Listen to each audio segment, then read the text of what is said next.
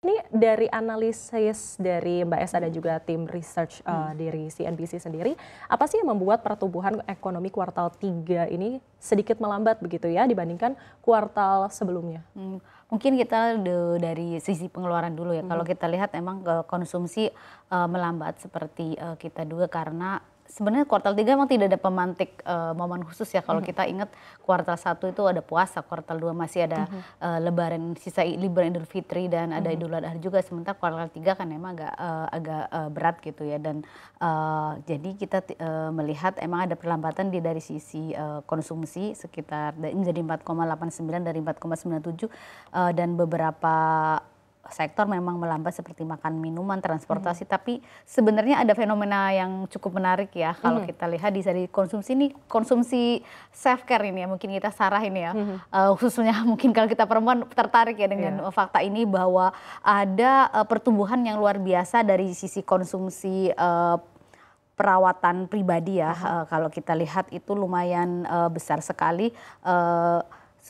Kalau kita lihat memang ada di sana dan itu pun terpengaruh kepada dari sisi lapangan usahanya. Kalau kita lihat sektor farmasi dan obat tradisional yang masuk di sana pun meloncat ya pertumbuhan ekonominya di kuartal 3 kemarin gitu. Dan kalau kita lihat di lapangan usahanya itu ada beberapa yang perlu kita cermati sebenarnya yang mungkin harus diwaspadai bahwa ada beberapa sektor-sektor nih yang terkait ekspor, terutama ekspor yang mungkin langsung ke Amerika ya, kayak furniture, kemudian kayu itu bahkan terkontraksi ya di kuartal 3. Kalau kita lihat ada di industri kayu itu kontraksi, kemudian kita lihat industri tembakau yang menyumbang banyak tenaga kerja juga kontraksi, tekstil itu pertumbuhannya anjlok dari 4,35 menjadi 0,93, dan kita lihat juga industri karet juga kontraksi, kemudian ada juga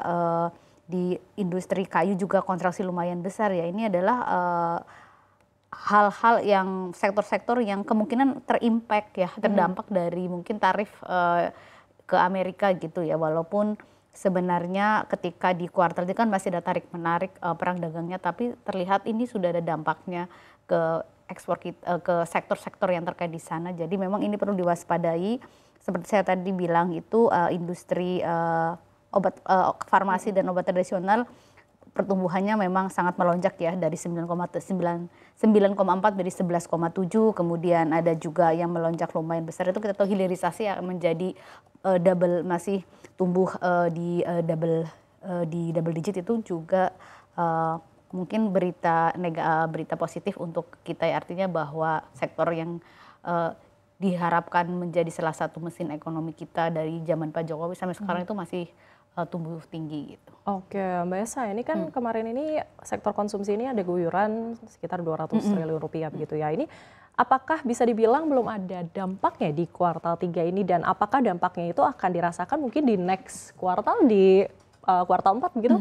Betul, kalau secara historis memang sebenarnya konsumsi kita akan mencapai puncak ketika Lebaran Idul Fitri ya, kemudian melandai dan akan naik lagi di kuartal 4 ya, karena kita tahu ada liburan Natal, kemudian ada juga libur panjang. Mungkin ini yang akan memantik dari sisi konsumsi. Mungkin ketika kemarin orang habis-habisan nih lumayan besar ya, ada tahun ajaran baru, kemudian ada juga Lebaran Idul Adha, Idul Fitri, mungkin menahan diri dulu konsumsi karena mereka juga tahu bahwa di akhir tahun mereka akan menghabiskan lumayan besar ya untuk liburan nih. Biasanya orang tua liburan sekolah itu kan menyiapkan tabungan, jadi konsumsinya akan disiapkan di akhir tahun. Kita harap sih semoga insentif-insentif yang sudah ada, terutama nih yang kita tunggu sebenarnya kan magang ya, ini kita harapkan ada tambahan ya dari pendapatan jutaan orang yang mendaftar, kemudian ada masuk, ini diharapkan minimal menyumbang lah dari konsumsi pendapatan mereka di kuartal 4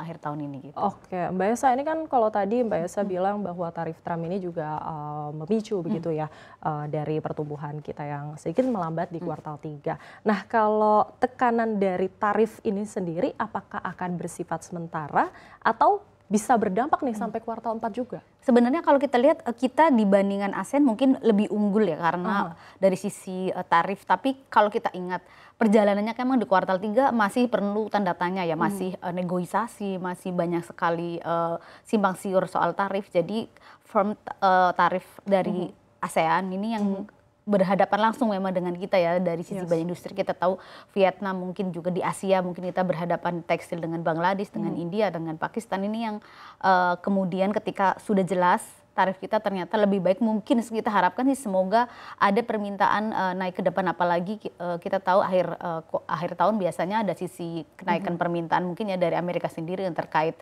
mungkin baju hangat atau mungkin kain rajut gitu. Oke, Mbak Esa, ini kan Menkyu Purbaya ini juga menyebut bahwa mesin ekonomi ini harus digerakkan ya bersama antara belanja pemerintah dan juga belanja dari swasta.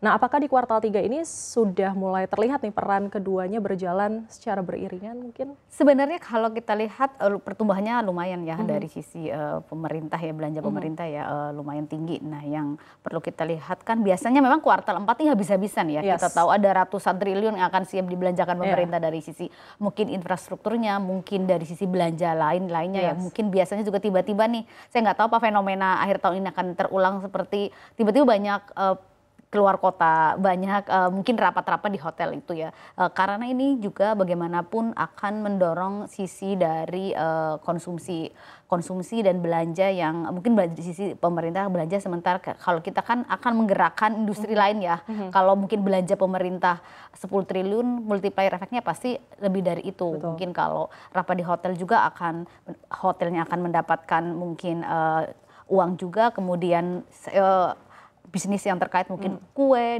mungkin dari sisi bahkan bisnis makanan harian ataupun mungkin pembersih lantai itu sekecil itu ya, artinya semuanya akan berdampak ke sana. Ini yang diharapkan akan menggeliat di kuartal 4. Dan sebenarnya kalau kita lihat pun sudah tercermin di penerimaan ini ya, kinerja consumer good kita juga sudah lumayan baik. Kalau kita lihat Unilever kan labanya juga melonjak ya. Artinya memang sebenarnya orang ada kenaikan belanja-belanja di sana, walaupun mungkin kita tahu dari data-data mungkin Mandiri Spend Index sementara itu orang tuh belanjanya sangat primer, artinya yang benar-benar kebutuhan ya.